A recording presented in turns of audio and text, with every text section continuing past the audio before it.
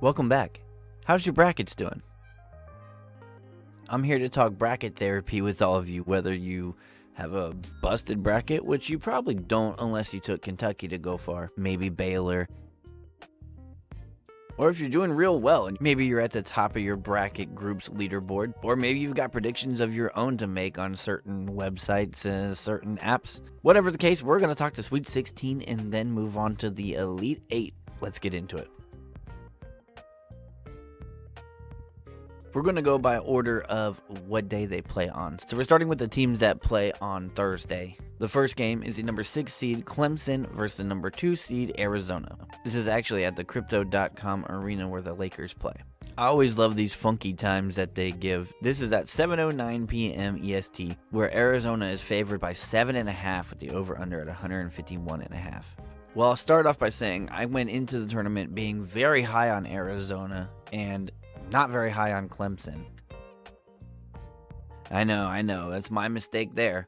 Clemson made me look like a damn fool. What they did to Baylor was impressive. I did not think they were going to come out of that game. They held Baylor to some really shitty shooting. Baylor was 25% from 3 and 61% from the free throw line, 38% from the field. But I still have great expectations for Arizona. In fact, I might even have higher expectations now that I've seen them play in the tournament a couple of times. They scored 78 against Dayton, a pretty good defensive team, and they scored 85 in the first round. That's an average of 81.5 in the tournament so far. They've also had some very balanced scoring, rebounds, and passers too. If you look, they have a bunch of guys that can get it done. Larson, Boswell, Ballo, and Love. They're very deep, so yeah, you know where I'm going here. I'm going Arizona to win. I'm not going with the cover, though, because I've tried doing that against Clemson already, and I'm just not going to fall for that this time. In our bracket pool, I was the only one that took Arizona to win it all. So if they do win it all, I'm in great shape. And the other one I have, well, I'll tell you in a little bit. 30 minutes after that, at 7:39 p.m., we head to the East region, where we will see the number 1 overall team in the tournament, UCONN, versus number 5 seed San Diego State, a team that I just absolutely love. However, UCONN is favored by 11.5 here, with an over-under at 135.5. Now, UConn has pretty much sent a message throughout the tournament, as they really haven't been tested yet. I actually had Florida Atlantic. I thought Florida Atlantic would give UConn a much better game. Dominating this much so far in the tournament can be a really good thing because you're healthy, that's for sure, but it could also be a bad thing. UConn, though, has shown that even when they're not hot, they can still beat you. And as for San Diego State, you could say they're playing their best ball right now, which is exactly what you want to do. Pretty much because I'm a huge Ledee fan, and I just feel like he's going to ball out. He's up for a tall task, though, because he has to go up against the likes of Klingon, and there's no one else on his team that gets 10 or more points. Waters, Butler, and Parrish, all three get like 9 points per game. So it's going to go on the shoulders of Ledee. If he somehow gets in foul trouble early, going against some of these guys at UConn, then it's going to be a big nightmare of a game. But I'm going to say that UConn wins, but San Diego State does cover this. Anytime I see a big spread like this, I usually take the points. And yes, this is the best team in college basketball. I don't really argue that. What I do argue, though, is are they historically one of the greatest teams ever? Because there's only a few teams that have actually won it back-to-back. Is UConn one of those teams? That's the question that I ask. Moving on to the late games, and man, I mean late. 9:39 p.m. We've got the number 4 seed Alabama versus the number 1 seed North Carolina, which takes us back to the western region of the bracket. North Carolina is favored by 4.5 with an over-under at 173.5. Yeah, that's going to be the highest of the weekend. It makes sense because Alabama scores so much and North Carolina is so gifted. Now, Alabama has guards to play with anyone, and that bodes well for you in March Madness. If you got guard play, you can go far. The problem is, North Carolina also has that guard play to match, and they've also got big men. FYI, I highlighted both of these guards on my video talking about the best players of the tournament. Check it out. A big man like Baycott, who absolutely ate my team, Michigan State, alive in the second round. Also, Ingram is very good, too. Yeah, I'd like this to be the best game of the night, and maybe even the best game of the Sweet 16. I'm going to go with North Carolina, so I've gone with all the favorites so far. But North Carolina, like Arizona, I think these two teams, they've got it, man. They've got enough. talent, they've got enough skill to overcome UCONN and, dethrone them. Going back to the East region at 10:09 p.m., we got the number 3 seeded Illinois versus the number 2 seed Iowa State. Iowa State is favored by 1.5, and the over-under is at 146.5. Iowa State is another team that is a pretty balanced scoring team. They've got 4 players that get over 10.5 points per game, with Gilbert getting the most at 13.7. They've also got a basketball thief named Lipsy who gets 2.7 steals per game. He will take it from you. Iowa State finished out their regular season really strong. They beat the hell out of Baylor and then beat the hell out of Houston right after it. So I still think that Marquette is the weakest number 2 seed, but it's all about matchups, and Marquette doesn't have to play against Illinois. Terrence Shannon Jr. has enough to carry a team deep, but he doesn't have to because he has Domask and Hawkins as well. Hawkins, by the way, I feel like he's been on the Illinois squad since like 2015. It's crazy. So I'm going with my first upset here. I'm going with Illinois, even though I don't really consider it an upset, but technically it is because they're not favored. Just to recap it real quick, we have UConn in Illinois.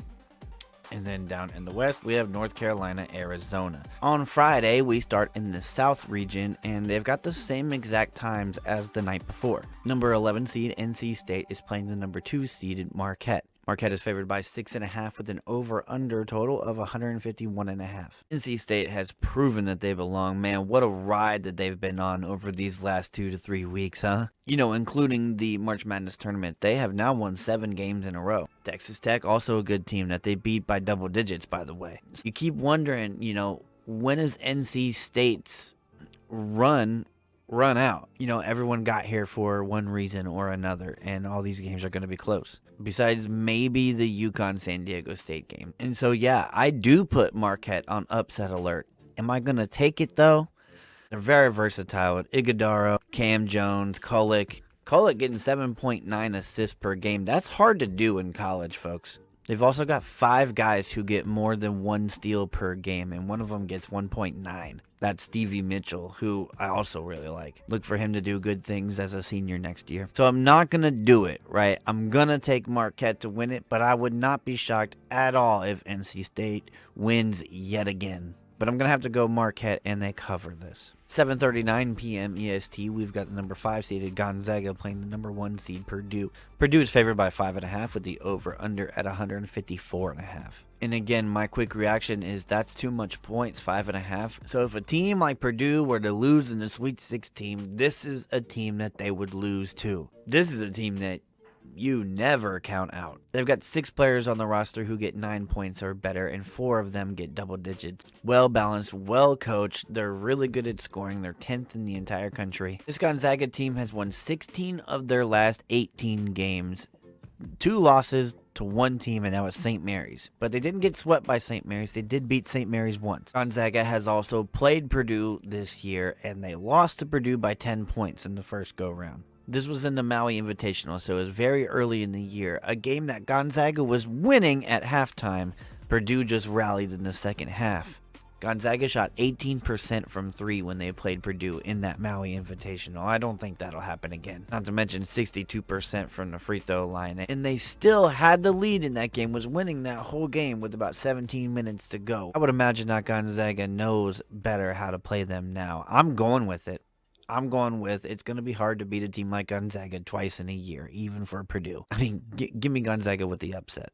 At 9:39 p.m. EST, we've got number 4 seeded Duke against the number 1 seed Houston.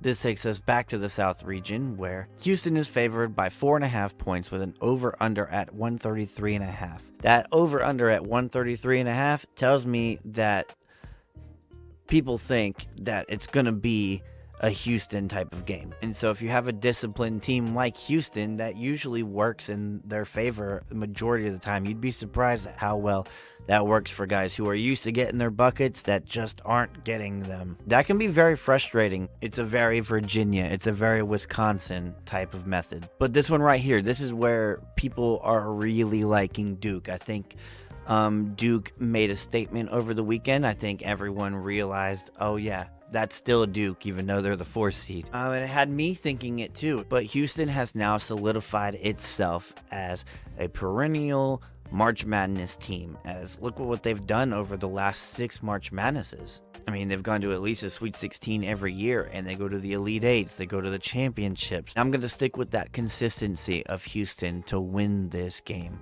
Not going to say they cover it, though, because this is probably going to go back and forth, and it's going to come down to who gets it done at the last minute or two. And I'm going with the favorites, Houston. Last game of the night, we have at 10:09 p.m. the number 3 seed Creighton versus the number 2 seed Tennessee. This is in the Midwest region, where Tennessee is favored by 2.5 with an over-under at 144.5. Creighton and Tennessee have both really shown who they are in these first 2 rounds. I don't take anything away from Creighton, but I think they've definitely had a pretty I'd say favorable matchups, favorable schedule for them. They are also one of the few teams that happened to beat UCONN this year, and they beat them pretty good too. They also beat Alabama at their own game, winning 85-82. Then again, they've also got ran out of the gym by teams like Colorado State. Tennessee, on the other hand, is a team that also had major success against Alabama. They beat them twice, and they really beat them bad the first time at home. They also scored 103 on Kentucky one time, and they beat Illinois. Their worst streak was when they lost to Purdue, Kansas, and North Carolina to go far in the tournament. They've got a player in Connect who's hungry. It's his first March Madness, as we know, and this is really important for them to go far. Tennessee's been one of my favorite teams in all of March Madness just because they're so much fun to watch, in my opinion. I do think they kind of try to rely on Connect a little bit too much, but I'm going to keep with the Volunteers to win this game. All right, so as you see here, we are now to the Elite Eight. I'm going to start with Houston and Marquette because for me, I like Houston. I like Houston to go.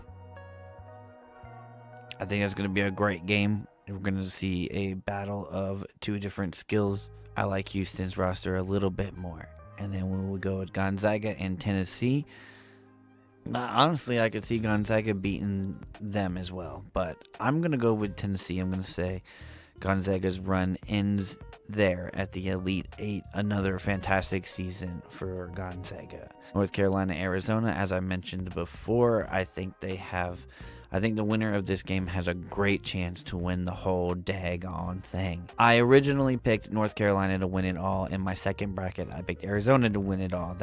I'm serious about this now. So I'm going to stick with my guns because my guns are still here. I'm going with North Carolina. And then back to UConn and Illinois. I want Illinois to win this game strictly because I'm a Big Ten fan. But, you know, let's go ahead and put UConn in the Final Four. I mean, it doesn't mean they're going to win it all, but it's hard not to see them in the Final Four. I'm Ty from America's Sports. Thanks for tuning in to our March Madness program this week. And if you didn't see last week and you're new, then consider subscribing because we do much more than just college basketball. We cover the NFL mainly, but we also do the NBA as well. We got the NBA playoffs coming up. We got the NFL draft coming up. It's a wonderful time in sports right here in America. So until next time, you'll see me in the next one. I also remind you that here at America Sports, we're doing a second chance tournament bracket in case you want to do it. It's totally free. You can do one if you want to. Just go to my YouTube channel and email me for more information on how to get in. We need people. Not as many people do the second chance.